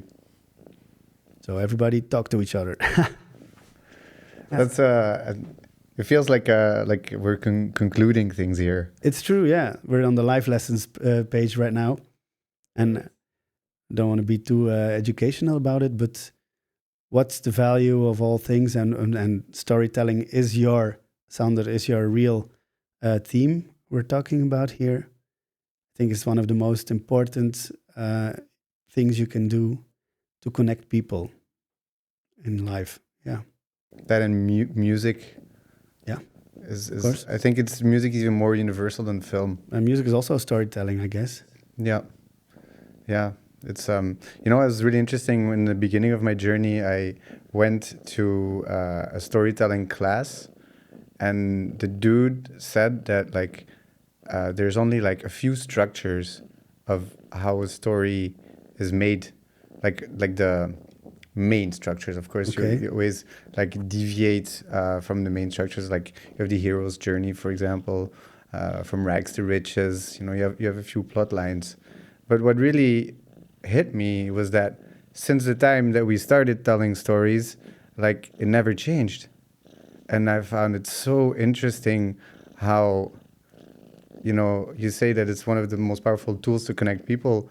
And and it, like we only have like such limited amount of structures to tell these stories, and yet it's so powerful. Like, I don't know, it just really... I don't agree. I think this guy got paid to say these things. I'm really not agreeing. Okay. Of course not. If you see... Is there... Okay. Especially in curious movies, you can watch a lot of movies that are very conceptual and have no clue at all, you think, at the first place. But in the end, you're crying. You don't know why.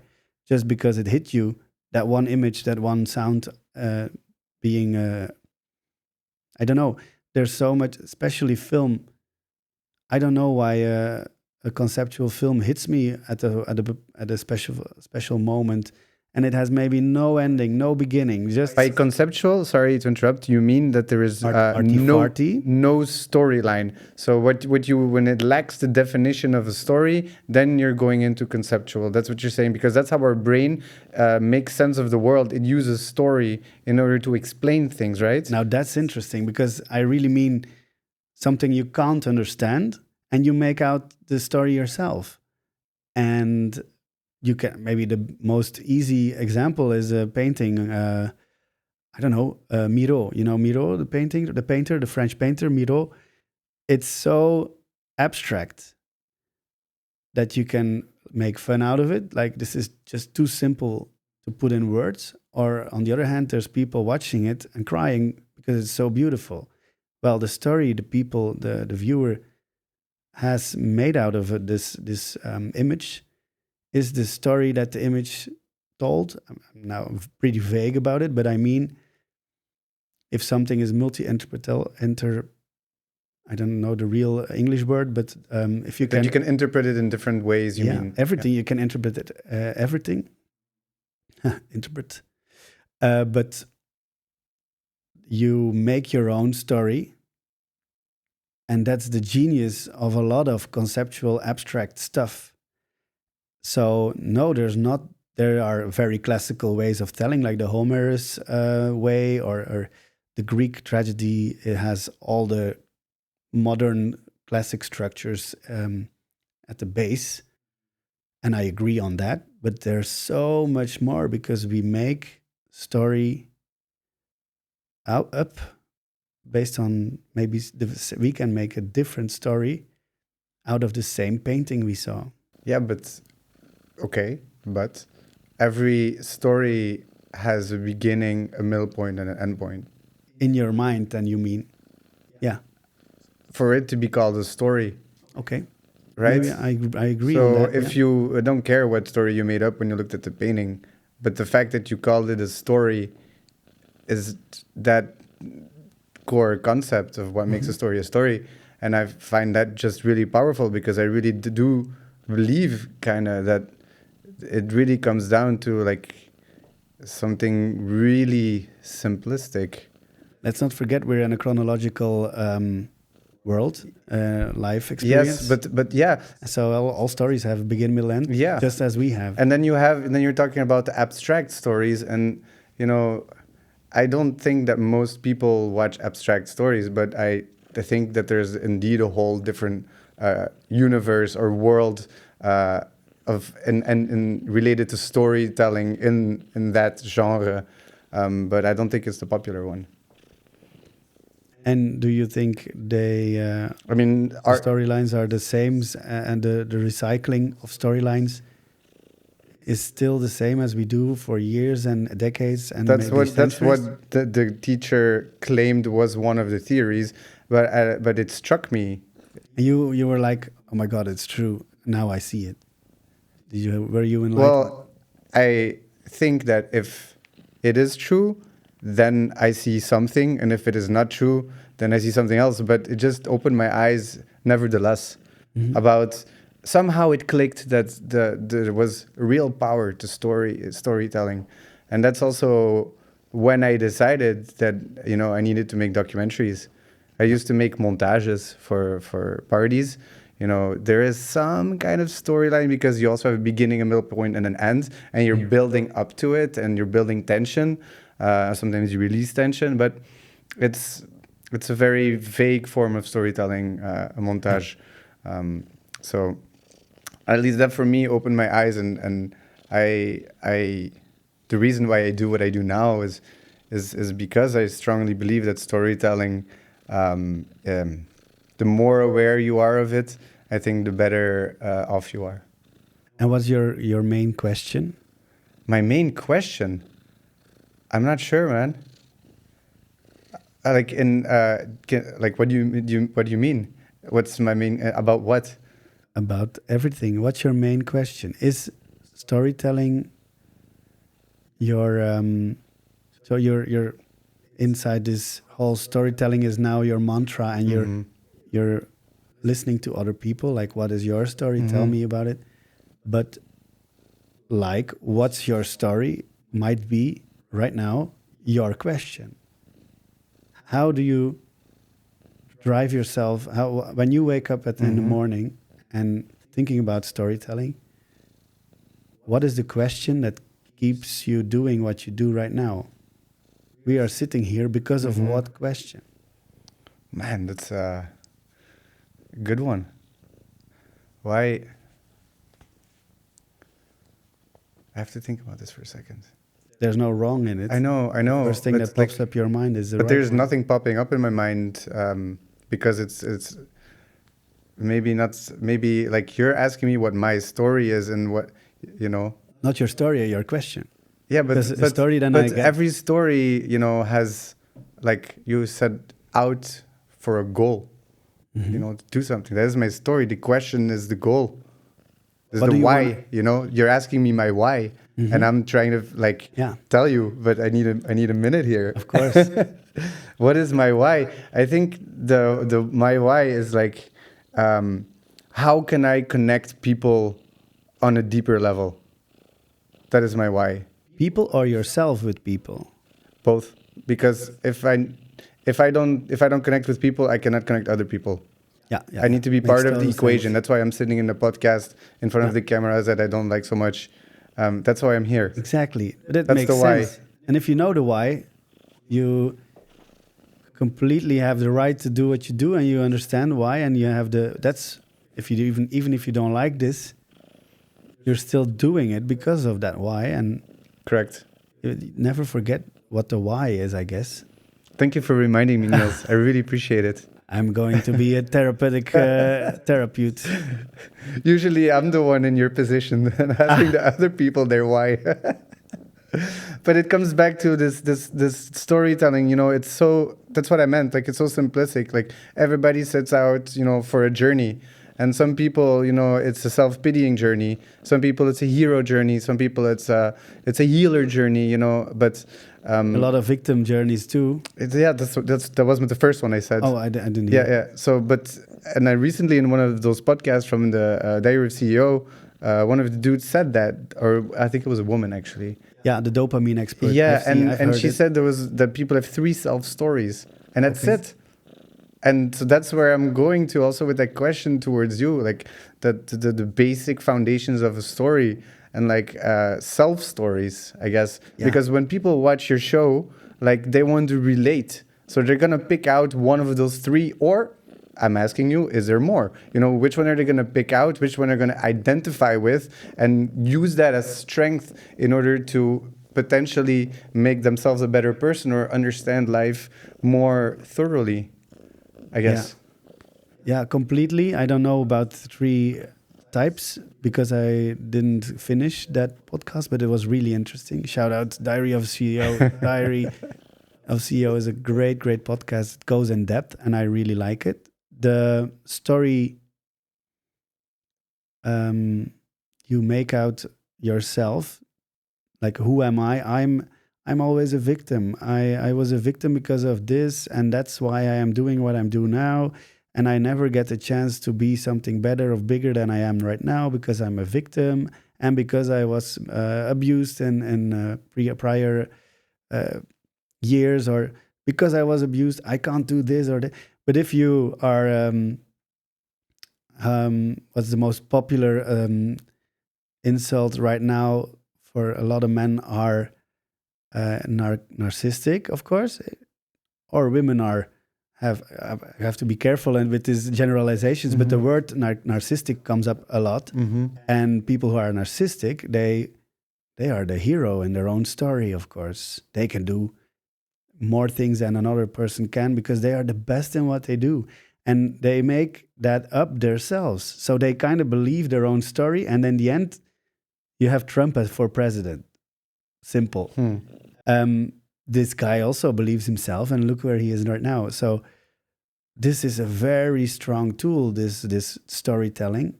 And I'm not making this up. I got it from the podcast. That's how I kind of read through the lines what they were saying. I thought about that myself. And it's, for me, it's my story is I'm the main character in my own movie right now. All my life I have been. I'm just in a movie. And if I want to make my movie more exciting, then I'll go drive an exciting car and not a camionette or a van I'm buying. You should see my car. My car is a real kind of patserbak, as they say. It's like a fast car. Well, it's a Peugeot. Okay. It's white, like in the movie Taxi Driver. Not Taxi Driver, but Taxi. Yeah, I saw the movie, all French of them. movies. Yeah. And he's also driving a white Peugeot. And it's like a sports design. It's a 508. And it's a very... People make fun out of my car. But when I'm inside my car, I think I'm the main character of my own, I don't know what, taxi movie. I'm inside of a movie when I'm inside that car. And the clothes you wear, the clothes you choose in the morning, make you the character you are that day. I even have a friend from film school, Mickey. Shout out to Mickey. He decides what to wear based on the existing main character that he wants to be. If he wants to be Clint Eastwood, he feels this in the morning. He wakes up and he thinks, I'm Clint Eastwood in Good, Bad, the Ugly. So I'm going to wear my poncho today. And he has a kind of poncho thing, I guess, like something that is normal in life to wear. It's not that he's portraying a cowboy, but he has these little winks in life to other film characters. That sounds like so much fun. Like he last time he was the character from Into the Wild, and he had this lumberjack that he wore, and nobody would ask the question, "Why are you wearing a lumberjack?" But in his mind, he said he's that character that day, and I know him, and I know every outfit he wears. He makes up his own life. Throughout these main characters. Wow, he really has like a sort of fluid identity. He's a good actor, right? Yeah, and that is one of the main skills of an actor, is having a fluid identity, I imagine. He still stays the same, though. That's the power. Wow. And also, because of doing that, it's a very specific characteristic. So it's part of him. Mm-hmm. It's not that he's becoming someone else. He's a guy who dresses up as main characters. That's his characterization. Yeah. I love it. Wow. So movie is a movie love or cinema love. Gets you through the day, I guess. Wow, I love that. It makes me think of the Jim Carrey where he plays Man on the Moon. Is that the documentary they made about him, about like how he does method acting? Yeah, you mean there was a role where he lost himself, yes. And he played... yes, and he had the whole issue about identity because he lost himself in... Yeah, Andy Kaufman, yes. The documentary is called Man on the Moon, and now the podcast has a circle. We were talking about ChatGPT said I was going to the moon, and now we're talking about the documentary Man on the Moon.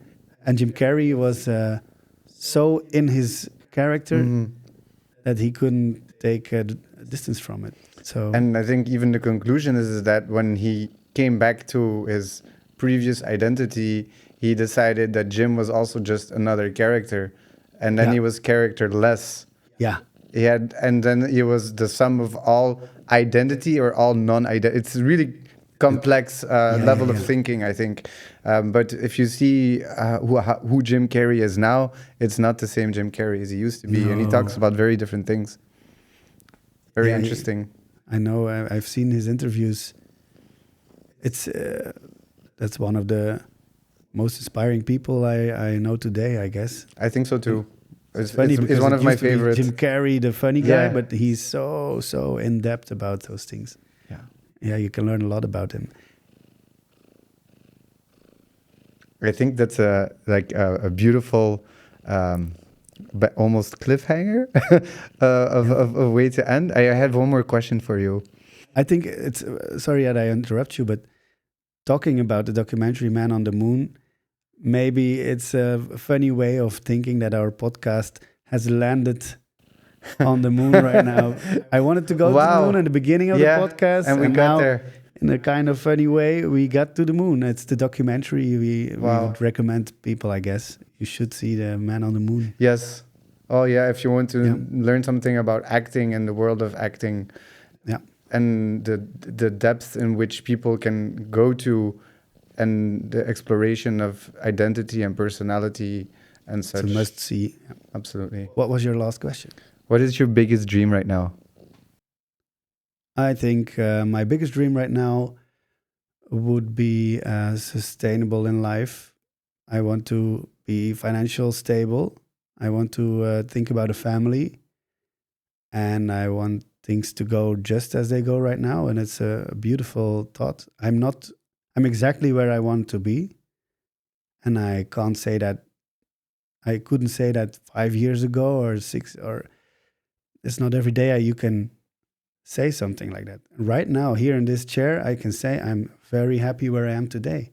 And it's maybe morbid, but if you think about, I can die walking out this studio. What if I die? It would be a great journey, and that's the main driving, the main drive I kind of have. What if I'm laying on the floor in a car accident? What am I thinking about? Well, I hope it was a great ride. It's morbid, right? But it really is beautiful. It's beautiful. Thank you, and I hope you have the same joy in life. How are you? Are you at this time where you want to be? Yes, definitely. But I have a nagging feeling of always going to that next step, the next level. The hunger is very palpable. But I have told myself already that I think I must have been like in my 20s or something, that like I had like a checklist of things that I had to have done, the minimum things. Because I had, like, you're talking about morbid, like I had a friend who got ran over by a cop car by accident, and I was close to her, and her life was done. And what did she get to do, And how old was she? We were in uni, so like between 18 and 24. And, and I made a list of things, that I wanted to do for myself, and I already did all of them. There's many more things that I want to do, but the things that I wanted to do before I died have already been done, and they're such basic things like finding like love and having sex at least once, and you did that? Yeah, at least once, yeah. Congratulations. And like, I don't know, getting drunk maybe one time, and maybe jumping out of a plane was one of them. But with a parachute. With a parachute. So there were just if you have like a bucket list, then it's the bucket in the bucket list. Like, wow, yeah. The really like and I don't know if I can name any other ones. There really wasn't that many, and like that I already got to do, and I got to live more than that one girl, and I'm really grateful for that. Yeah, it's a privilege. It is very much a privilege, and I hope that my good fortune in this life will keep me here a little bit longer, so I can, follow more those buckets. Yes, exactly. I hope in the end I can do something in return, and maybe teaching is for me the way to guide my... I also did my bucket list already. I didn't jump out of a plane. Maybe I should do that one soon. But all the rest I did. And then it's time to pass on those inspirations, I guess. And that's maybe why the podcast is a good idea. It's a way of sharing knowledge. Yeah. And I really appreciate you taking the time to do that. Thank you, Xander. It was great. Thank you so much. Thank you.